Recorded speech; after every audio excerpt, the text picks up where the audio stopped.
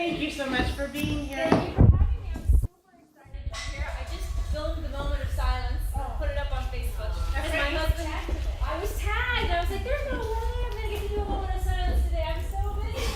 But I was like, opportunity.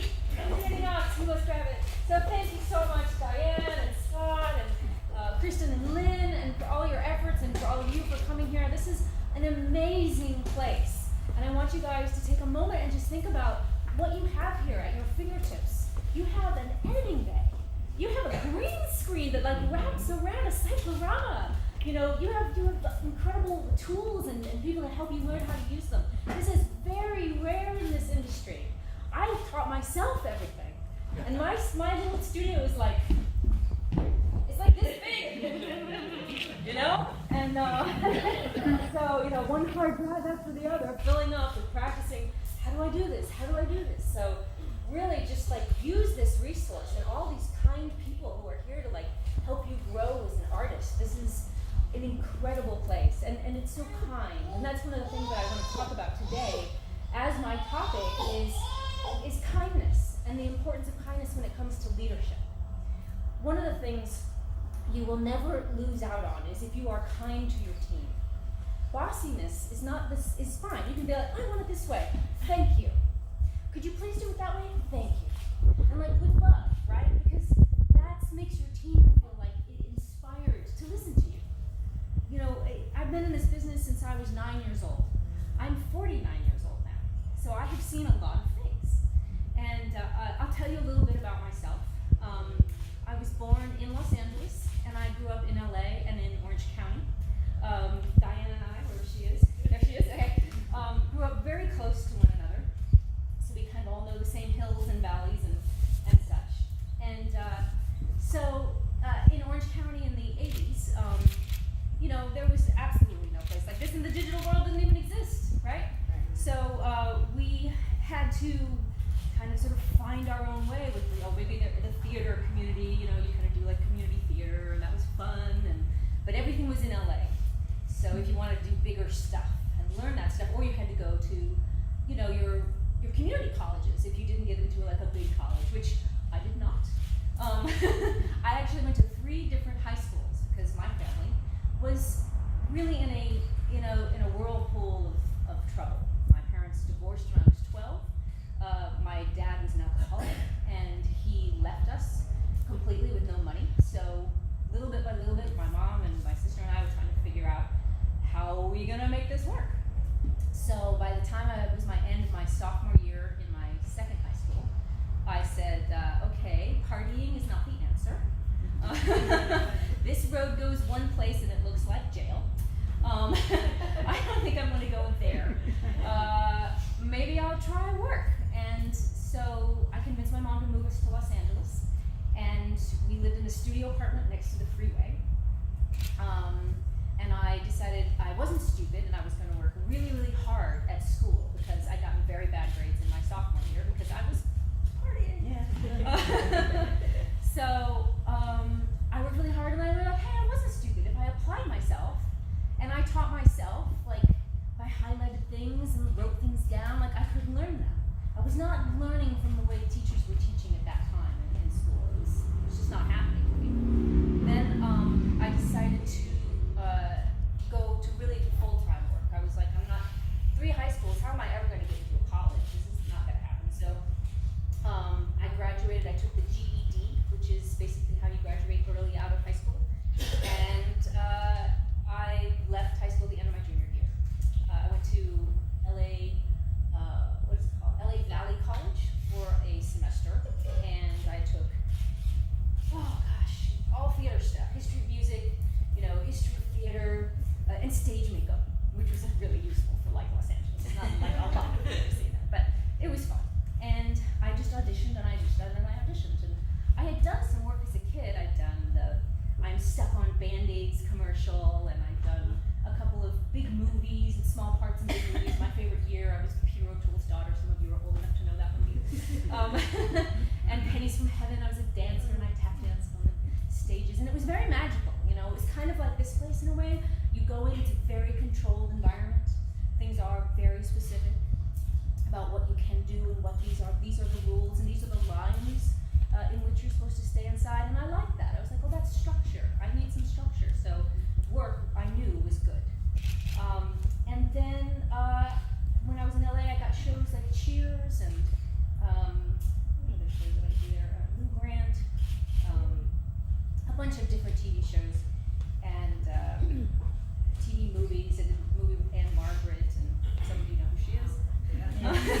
Yeah. Which was super fun.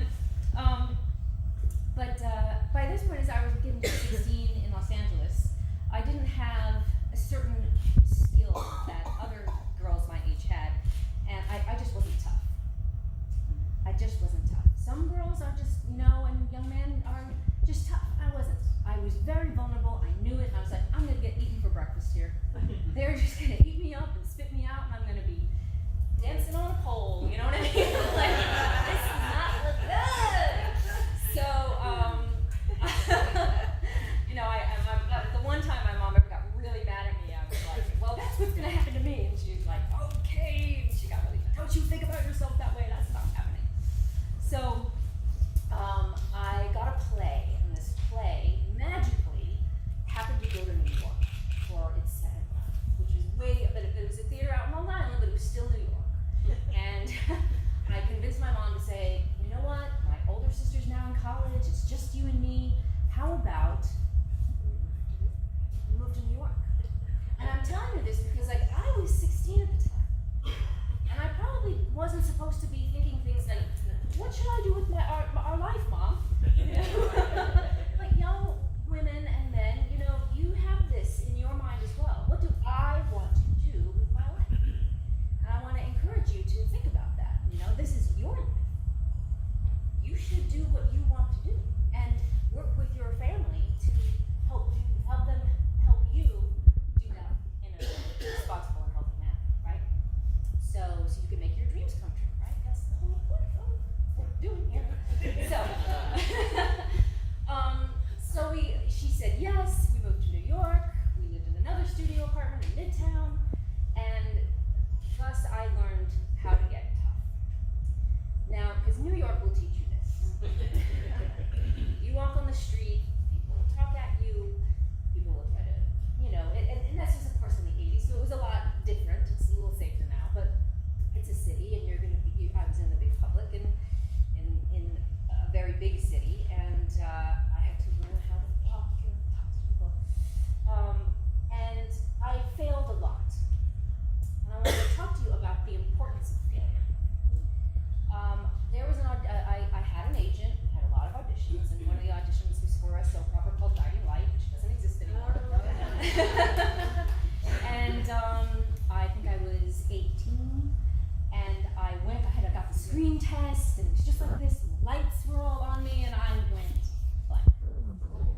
I couldn't remember my lines, the sweat was dripping down my back, the dust motes were floating in front of my eyes, I was gone. I heard them saying my name, Cady, Cady. It was like they were in another room, I was like, I'm so sorry.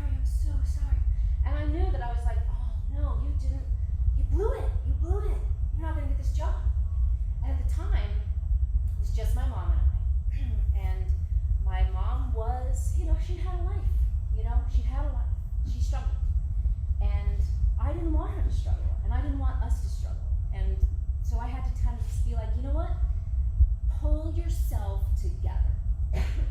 Pull yourself together. And this has always been, maybe those aren't the right words for it, but it was like, get a grip, or try harder, or what can you do to take control, in your own mind of yourself? And I think this is really important, this sort of conversation that we develop with ourselves, because a lot of times it's just criticize and like, oh, I'm not that bad, no, I'll just go get a Slurpee, distract, but it's very important to really get to know yourself and like have that conversation, because at a certain point your parents are going to be like, good luck, peace out, it's you, and it is you, and it's going to be you with you the rest of your life. What choice am I going to make?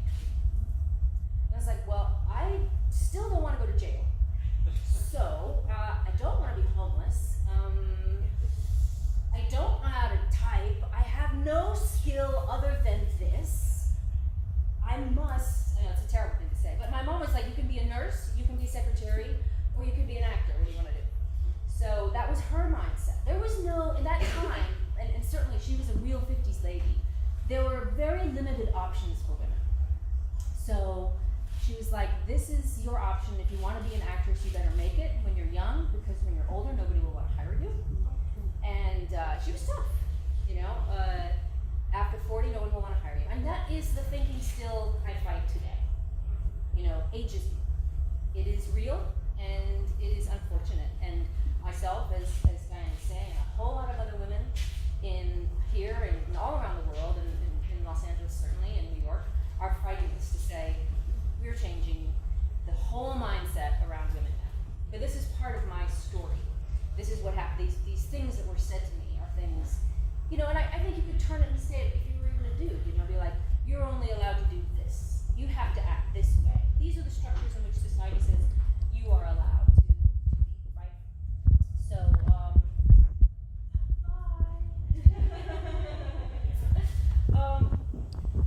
so anyway,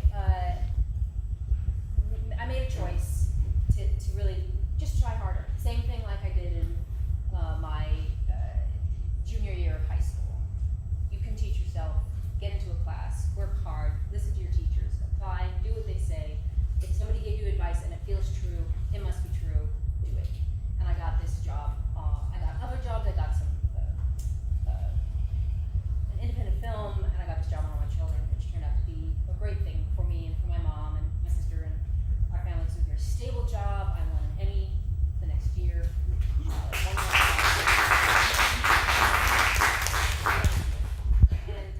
And it was harder one than I think the people who kind of, you know, I've been on the show like a year and a half, and they're like, oh, she's a natural talent. I was like, well, there were 10 years leading up to that where a lot of decisions were made. I did not go to a special school. Nobody held my hand and took me on this journey, right? So I did not come from a wealthy family. I'm a 9th generation Californian. I am part Mexican on my father's side. You know, there's a bit of diversity in me, and I'm so happy to have it. I love that side of my family.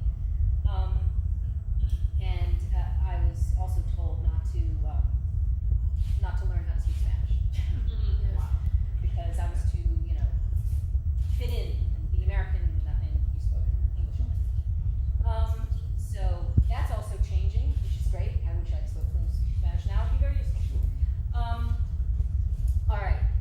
So I was on the soap for a long time. While I was in New York, I fortunately still had this ability to think about the bigger picture, and I took some directing classes in my early 20s. And I went to my mom and said, Mom, I want to be a director. And she said, please don't. You're never going to make a living. Promise me you won't do this. And she stopped. So she was very serious about it, and she also happened to have cancer. And I was taking care of her. And so what was I going to do? Be like, you know, Mom, I'm going to do this, and, you know, I don't know how you're going to live, but I've got to follow my dream. Or am I going to be a good daughter, and I'm going to take care of my mom? So I took care of my mom. But it stayed in me of like, God, I really love this. For me, and you know, this stage is an opportunity. It's a beautiful blank palette for you to create upon with your imagination, with whatever structure of the story that comes to you, or this play that you fall in love with, or this script that you just love. The screen and the stage are the place where you can practice, right, your creative imagination. And you can also fail, which is, again, it's really important. Do a bad thing. I had a boyfriend once tell me, act badly. Because then you will not be afraid of having failed. And be like, wow, now I know what that feels like. Now, and so when I act well, I also know what that feels like. So then you can track it in yourself. Right? You know, you guys, somebody, I see nodding heads. So you're like, you know that difference. So like, when I played well or played badly. So, that dream stayed alive in me for a long time, and I finally, let's just fast forward to my early 40s when I began to direct. And I'm going to tell you something that is sort of like big, kind of like burying the lead. Next month, I'm going to direct a $3.5 million feature film. Which is